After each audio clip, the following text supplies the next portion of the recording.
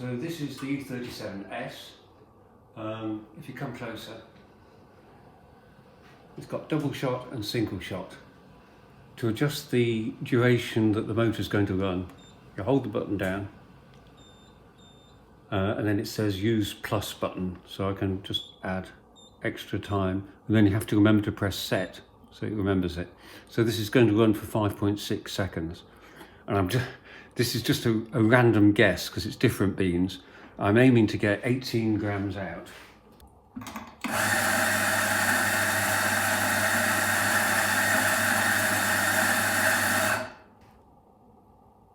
Yeah, I've got 18.33 now, which is close enough. Right, the tamp on an L1 is quite light because the pre-infusion pressure is very low, and if you tamp hard, it's not going to pre-infuse. So just kind of slightly more than the weight of it, and tidy it up and get any coffee from around the edge because you don't want to ruin the gaskets. So put it in there without knocking it anywhere. And again, measurement is everything. I'm aiming for about 30, because I put 18 grams in, I'm aiming for 36 out. When you first get the machine, it's very likely that the thermosiphon might stall. It gets bubbles in when you don't use it, or if you transport it.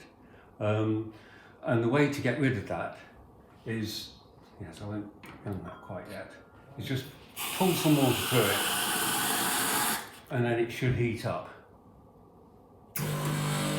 So yeah, do that, make sure it heats up before you use it. But normally, if you're using it regularly, you won't have a stalled thermosiphon.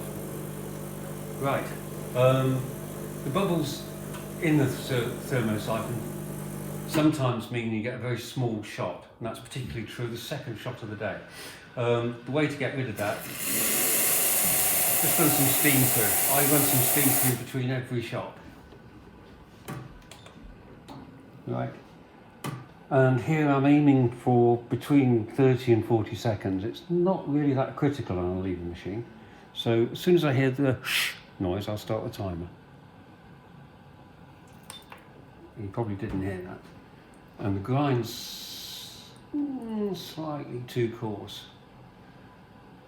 Right. Oh, a lot too coarse. Right, after another reset, I will take the duration down. It's set to 6 at the moment.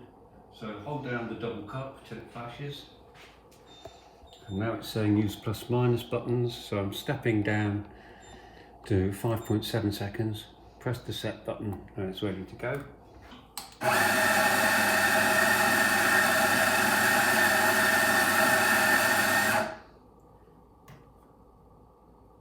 Hooray! We're down to 18.96, which is still too much. I mean, normally, if you're using this every day, it can be plus or minus about 0.2 of a gram, which is within the realms of possibility. Yeah, just don't vacuum out the grinder. It's not a good idea. Right.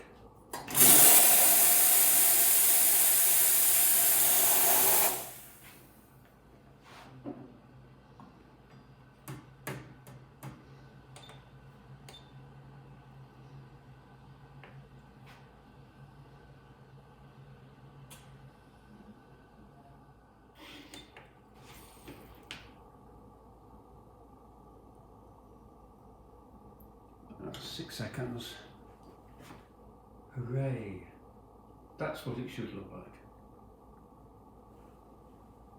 I'm aiming for about 36 here. I'm ready to move this. There we go. I've ended up with 38. Right. I use Oatly milk because I'm a vegan. It's oat-based milk and it really works. If you're using dairy milk, Cravendale is excellent. And I find 210 grams is the amount that you need. Not planned this at all well.